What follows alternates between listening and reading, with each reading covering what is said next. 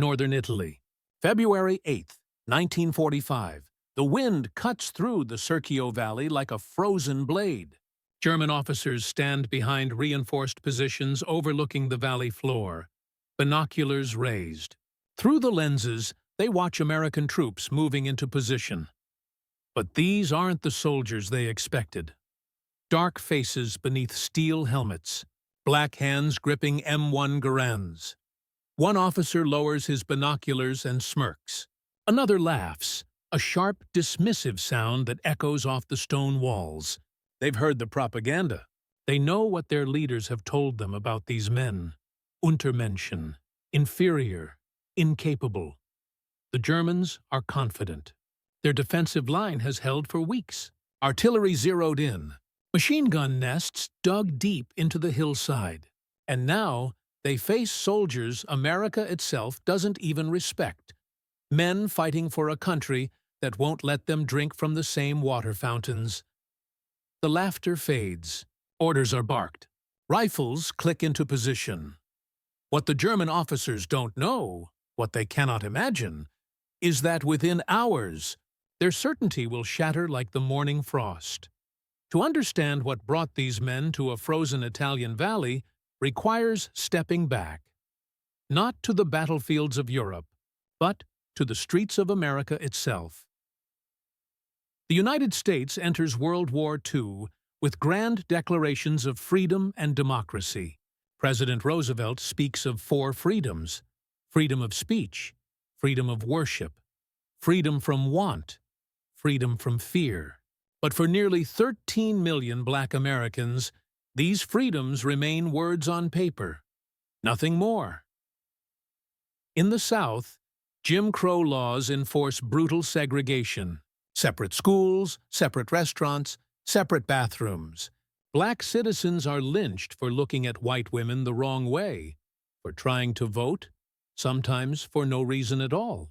In the North, discrimination wears a different mask. No signs on doors, but redlining keeps Black families trapped in overcrowded neighborhoods. Jobs go to white workers first. Police harassment is routine. The military reflects the nation. The U.S. Army is segregated by policy. Black soldiers cannot serve alongside white soldiers. They cannot eat in the same mess halls, sleep in the same barracks, or use the same facilities. The Navy relegates Black men to mess steward positions, serving food, cleaning quarters. The Marines refused to accept them at all until 1942, and even then only under pressure. Yet they enlist anyway. By the hundreds of thousands, Black men line up at recruitment centers, not because America has treated them fairly, not because the system respects them.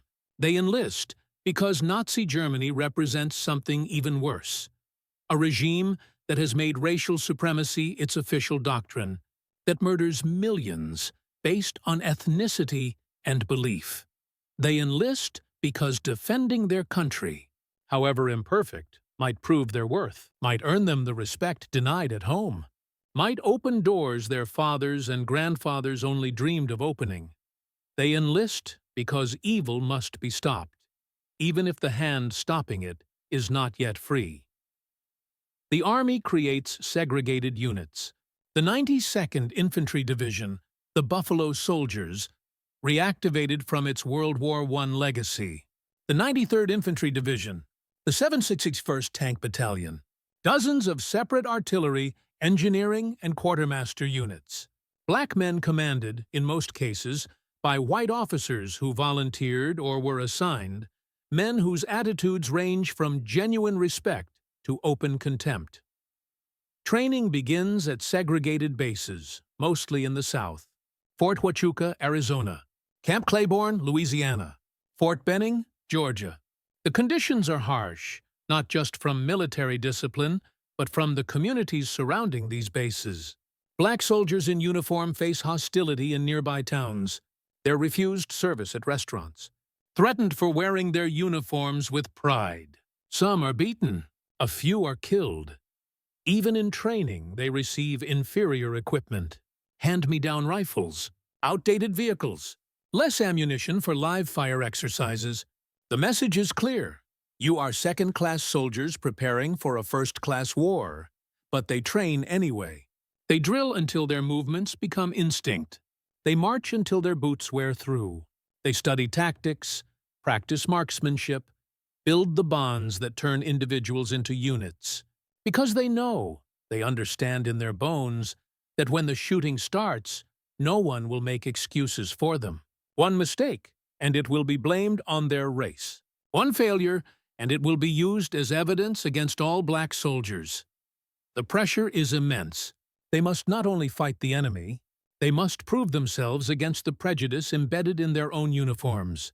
And they know the stakes extend beyond the battlefield, reaching forward into a future where their children might walk more freely than they ever could.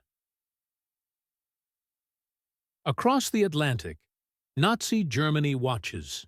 Their propaganda machine has already decided what to think about black American soldiers. Joseph Goebbels' ministry prints leaflets showing caricatures, grotesque images depicting black soldiers as primitive, animalistic, inferior. The message is clear. America sends its weakest to fight the master race. Radio broadcasts mock the United States for its hypocrisy, for preaching democracy while oppressing its own citizens. German intelligence reports dismiss black units as poorly trained, poorly led, and incapable of sustained combat. But beneath the propaganda lies something more dangerous than mockery: genuine belief. Wehrmacht officers internalize the Nazi ideology. They see skin color before they see weapons training. They mistake racism for tactical advantage. This delusion will cost them. Summer 1944. The 92nd Infantry Division ships out from Virginia, bound for Italy. 5 months after D-Day, the Italian campaign grinds forward through mountains and fortified lines. It is brutal, unglamorous fighting. Every ridge contested, every valley paid for in blood. The Germans have transformed Italy into a fortress, each defensive line more formidable than the last. The 92nd arrives in stages, moving into positions south of the Gothic Line. These men, who trained in the Arizona desert and Louisiana swamps, now face Italian mountains, stone villages, and an enemy dug into terrain they've had years to prepare. The division includes infantry regiments, artillery battalions, and support units, roughly 15,000 black soldiers, commanded primarily by white officers who range from capable to catastrophically prejudiced. Some officers genuinely lead. Others see their assignment as punishment, a career dead end, and treat their men accordingly. One commander will later be removed for incompetence and racism so blatant it undermines operations. But the soldiers themselves, the riflemen, machine gunners, mortar crews, they came to fight. By January 1945, they're holding positions in the Serchio Valley, northwest of the port city of Livorno. The Gothic Line has been breached elsewhere, but here, German forces maintain strong defensive positions. The terrain favors defense: steep hills, narrow valleys, stone farmhouses converted into fortified positions. The winter is harsh, colder than anything most of these southern-born soldiers have experienced. Intelligence reports indicate German units ahead include elements of the 148th Grenadier Division and Italian fascist militia, men still loyal to Mussolini's puppet republic. They've had weeks to prepare, to sight their artillery, to register every approach with machine gun fire. The mission: break through and liberate the towns beyond.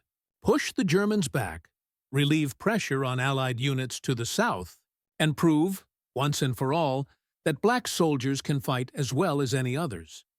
But first, they must overcome something beyond terrain and fortifications. They must overcome the enemy's contempt, their own command's doubts, and the weight of history pressing down on every decision, every movement, every trigger pull. Yet they adapt. They scavenge better weapons from captured German positions. They improvise communication systems.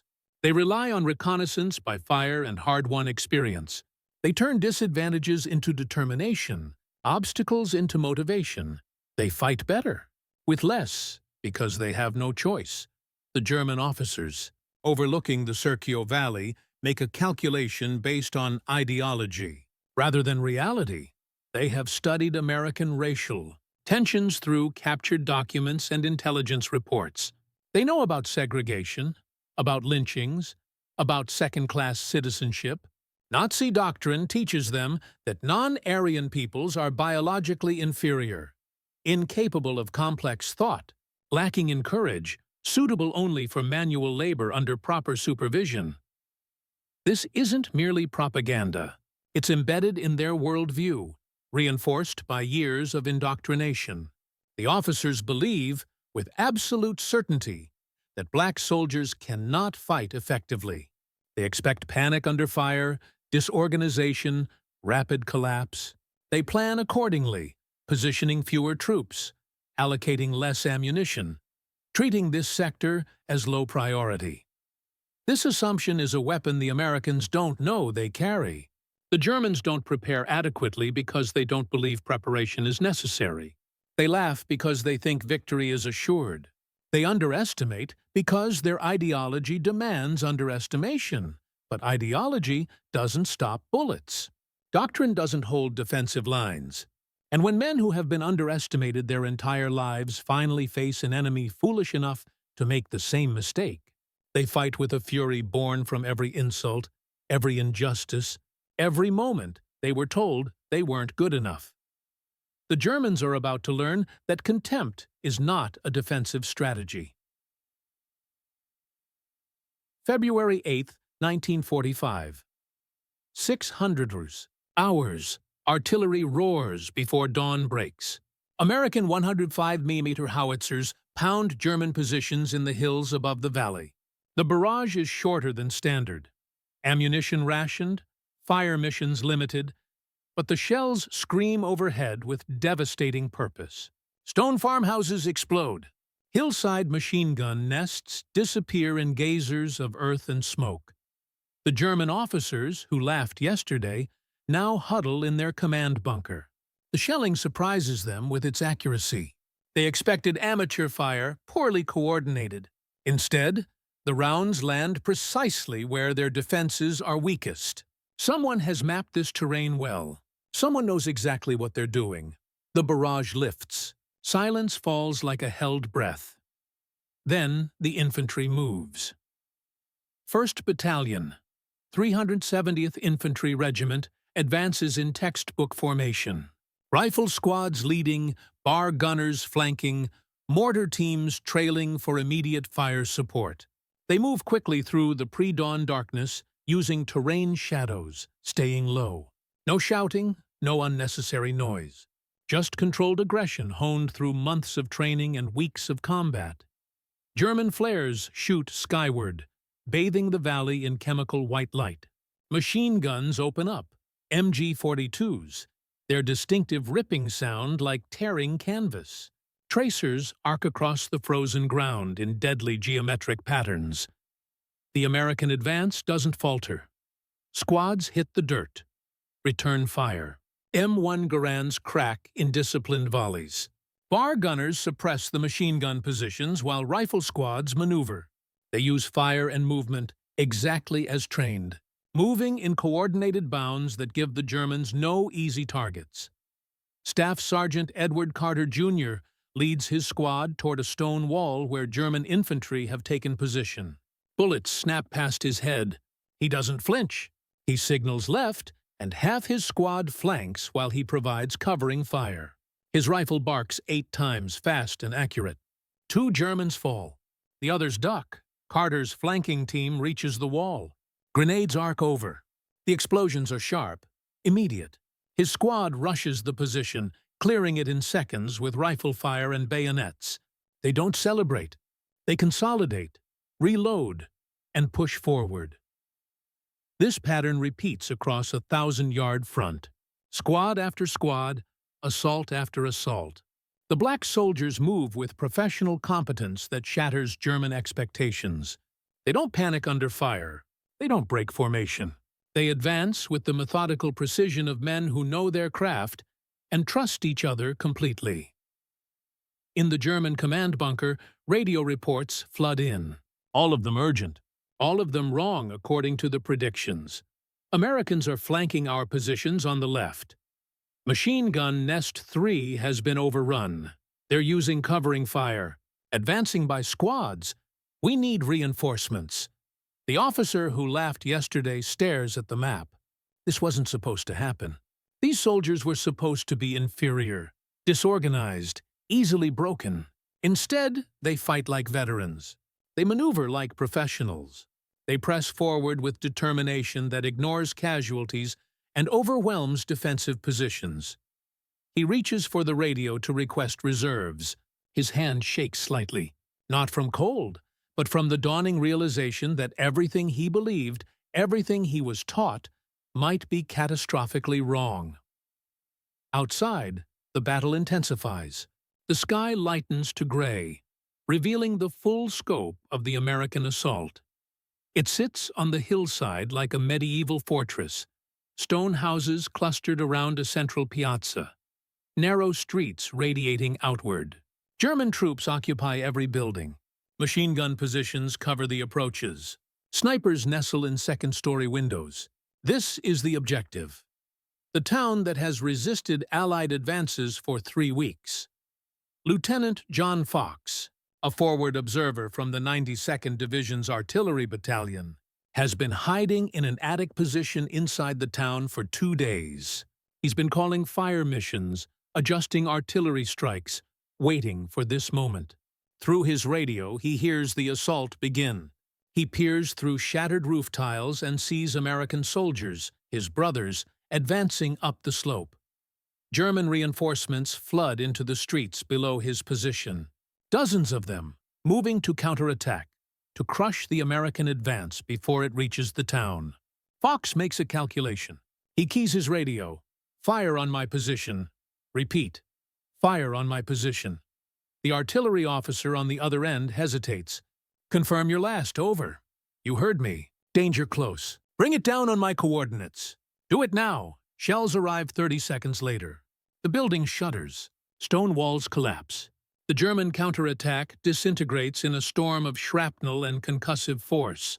Lieutenant Fox dies in the barrage, but his sacrifice breaks the German defense at its critical moment. The American infantry reaches the town's edge. Now comes the hardest fighting. House to house, room to room. The kind of combat where training and courage matter more than numbers.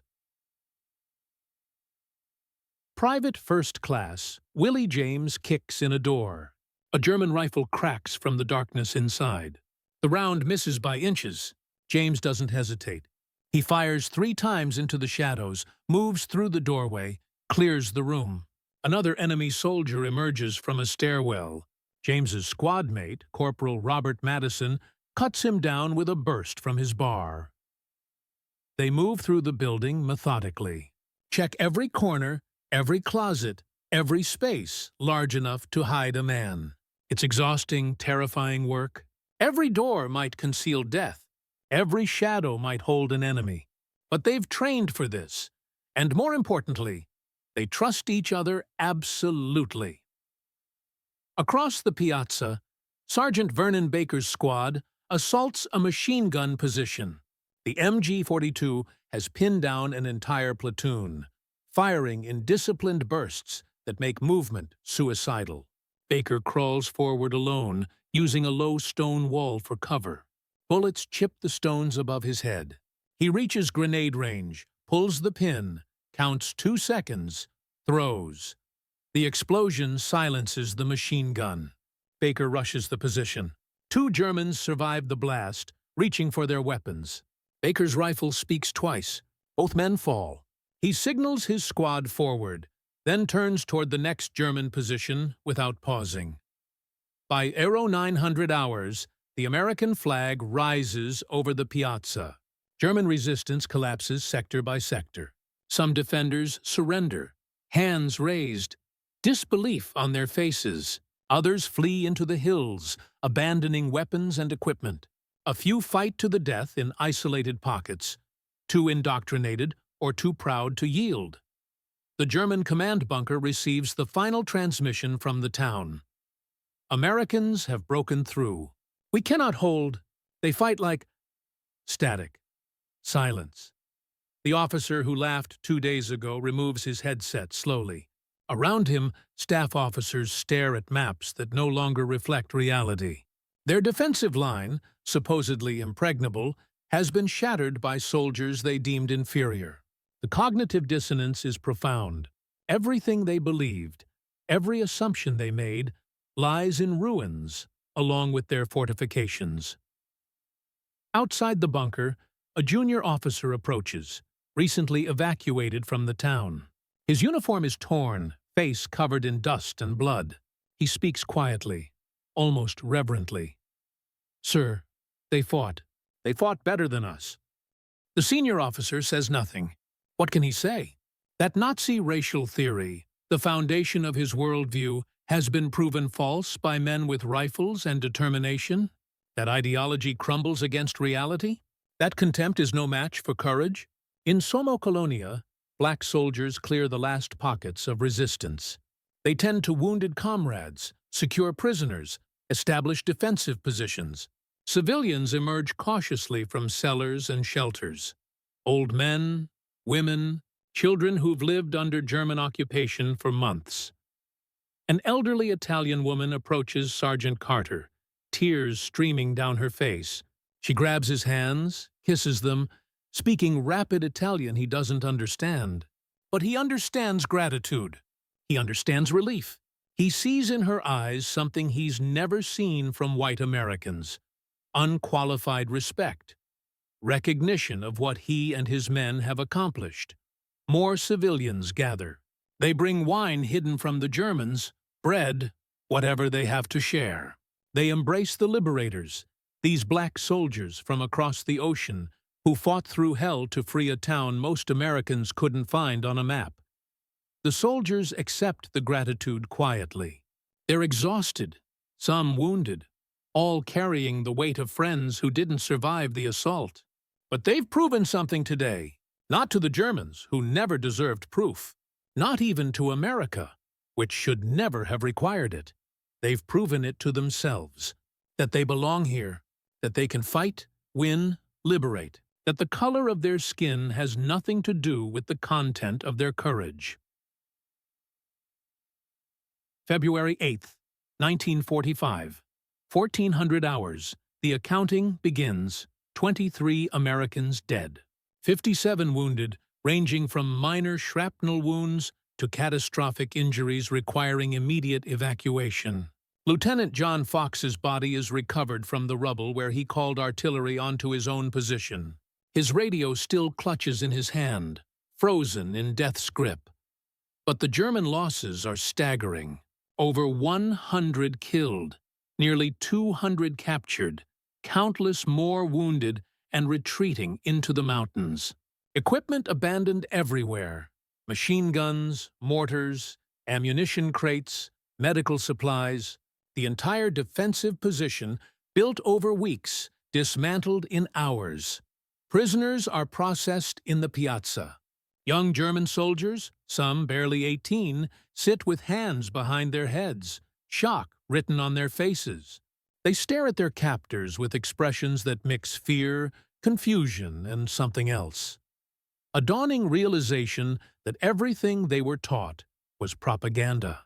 These black soldiers aren't subhuman. They're professionals who outfought, outmaneuvered, and overwhelmed a prepared defense. One captured German lieutenant, wounded in the shoulder, speaks broken English to the American medic, treating him. "We were told you could not fight. We were told." He trails off, searching for words that don't exist. How do you articulate the collapse of your entire worldview? The medic, Corporal James Thompson, wraps the wound efficiently. "You were told wrong," he says simply, then moves to the next patient. No anger in his voice, no gloating, just exhaustion and professional competence. Italian civilians continue emerging from hiding. They've lived under German occupation since 1943, endured requisitions, forced labor, arbitrary punishments. Now they watch their occupiers marched away as prisoners, guarded by men whose skin color the Nazis considered proof of inferiority. An old man named Giuseppe, who spent the war hiding Jews in his wine cellar, approaches Sergeant Baker. Through an interpreter, he says, "We knew you would come. We prayed you would come. But we did not know you would be so brave, so strong. God bless you. God bless America." Baker accepts the blessing with a tired nod. He doesn't mention that America won't let him vote in 7 states, that when he returns home, he'll face discrimination in employment, housing, basic dignity, that restaurants will refuse his service while serving German POWs who tried to kill him. He simply says, "We did what we came to do, sir." Children gather around the soldiers, curious and unafraid. They've never seen black people before. Italy in 1945 is overwhelmingly white, isolated from the diversity of American cities. But children see soldiers, not skin color. They see men who brought chocolate, who smiled despite exhaustion, who liberated their town from men who brought only fear. A young girl, maybe 7 years old, hands Private Willie James a small carved wooden figure, a bird, crudely made but crafted with care. "Perti," she says shyly. "For you," James kneels down, accepts the gift with reverence. "Grazie," he manages, one of the few Italian words he knows. The girl smiles, then runs back to her mother. These small moments, multiplied across the town, create something the soldiers haven't experienced in their own country. Acceptance without qualification, gratitude without conditions, recognition of their humanity before their race. It's a bitter gift, this foreign appreciation. It highlights everything America denies them. Back in the United States, the liberation of Somocolonia receives minimal coverage. Major newspapers run brief dispatches buried on inside pages. The New York Times dedicates 3 paragraphs. Most Southern papers ignore it entirely. The newsreels shown in movie theaters before feature films focus on white units advancing in Germany, on MacArthur's island-hopping campaign in the Pacific. Black soldiers liberating Italian towns don't fit the narrative America wants to tell itself. The black press tells a different story. The Pittsburgh Courier, the Chicago Defender, the Baltimore Afro-American. These papers run front-page features with photographs, detailed accounts, profiles of the heroes. They understand what this victory represents. Evidence against every racist claim about black inferiority. Proof that courage and competence know no color. But their circulation is limited, their audience already convinced. The message doesn't reach the white Americans who most need to hear it. The military awards medals, though recognition comes slowly and selectively. Lieutenant John Fox receives a posthumous Distinguished Service Cross, the nation's second highest award, for calling artillery onto his own position. Sergeant Vernon Baker earns the same medal for his assault on multiple German positions. Staff Sergeant Edward Carter, Jr. receives his for leading his squad through the fiercest fighting, but not the Medal of Honor. That highest decoration, that ultimate recognition of valor, remains reserved almost exclusively for white soldiers. Of the 464 Medals of Honor awarded during World War II, exactly 1 goes to a black soldier during the war itself. The systemic racism that permeates American society extends even to the recognition of heroism. It will take 52 years until 1997 for the military to review its Medal of Honor records and acknowledge the racial bias in its awarding process. 7 black soldiers will finally receive the nation's highest honor, 6 of them posthumously. Vernon Baker will be the only recipient still alive to receive it from President Clinton. Lieutenant Fox, Sergeant Carter, and others will have their Distinguished Service Crosses upgraded to Medals of Honor decades too late, after lifetimes lived without the recognition they earned in blood. But in February 1945, none of that redemption is visible. The soldiers of the 92nd Infantry Division know only that they fought, won, and liberated. That German officers who laughed at them now sit in POW cages. That Italian civilians celebrate their arrival with genuine gratitude. That for a brief moment in a small Italian town, they were simply soldiers. No qualifiers, no asterisks. The victory at Somocolonia reverberates through other black units. Word spreads through letters home, through replacement soldiers arriving from other theaters, through the quiet network of black servicemen who share information their white commanders never acknowledge. The 761st Tank Battalion, fighting in France, hears the story. The Tuskegee Airmen, escorting bombers over Germany, add it to their own record of excellence. Every black unit in every theater understands. We are not fighting alone. General Benjamin O. Davis, Sr., the Army's only black general, visits the division in March. He walks through the rebuilt defensive positions, speaks with the soldiers, reviews the after-action reports. In private, he weeps, not from sadness, but from pride mixed with rage. Pride in what these men accomplished. Rage at a nation that forces them to prove what should never require proof. He tells them, "You have done more than defeat an enemy. You have defeated a lie. Remember that when you go home. Remember what you accomplished here. But going home means returning to Jim Crow, to segregation, to a nation that will welcome white veterans with parades and benefits, while treating black veterans like second-class citizens who happen to wear the uniform. The GI Bill, designed to reward service, will be administered discriminatorily. Black veterans denied home loans, excluded from universities, channeled into vocational training instead of higher education. Yet something has changed. These men have seen themselves reflected in civilian eyes without the distortion of racism. They've proven, to themselves and anyone watching honestly, that they are equal to any soldier, any challenge, any enemy. That knowledge is a seed. It will take time to grow, will require decades of struggle, but it's planted firmly now in the soil of experience. The men who liberated Somocolonia will carry it home, will share it with their children, will nurture it through the civil rights battles to come. The Germans laughed. Then they lost. And that sequence of events contains a lesson America will spend the next 2 decades learning. 79 years have passed since that frozen February morning in the Serchio Valley. The soldiers who liberated Somocolonia are nearly all gone now, their names carved into memorials, their stories preserved in archives and fading photographs. But what they proved endures. They fought a war on 2 fronts, one against fascism abroad, another against racism at home. They wore the uniform of a nation that denied them basic dignity, carried rifles for a country that wouldn't let them vote, bled for freedoms they themselves did not possess.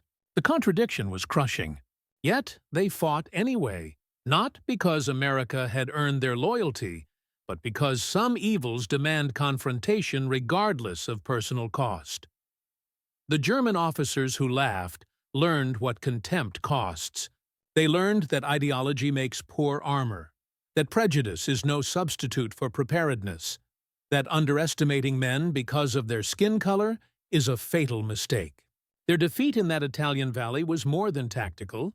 It was philosophical, a repudiation of the racial supremacy that poisoned 2 continents. But the greater lesson belongs to America. These soldiers returned home to find the battle wasn't over. They marched in Selma. They sat at lunch counters. They fought for voting rights, for fair housing, for the basic respect they earned on foreign battlefields. The courage forged in Italy and France and the Pacific carried forward into Birmingham, Montgomery, and Washington. World War II didn't end racism in America, but it armed a generation with the moral authority to demand change. Lieutenant Fox, who died calling fire on his own position. Sergeant Baker, who assaulted machine gun nests alone. The thousands of black soldiers who fought and bled and proved what should never have required proof. They stand as witnesses against hatred in all its forms. Their legacy isn't just military, it's moral. It's the understanding that courage transcends every boundary prejudice tries to construct, that human worth cannot be measured by skin color, that fighting for an imperfect nation doesn't mean accepting its imperfections forever. The Germans laughed at black soldiers. History remembers who won, and in a small Italian town where an old woman once kissed a liberator's hands, there stands a memorial. The names carved there are American, but the gratitude is universal, because freedom, when defended, knows no color, only courage, only sacrifice, only the eternal truth that some fights must be fought, some evils must be stopped, and some men rise to meet that calling regardless of the cost.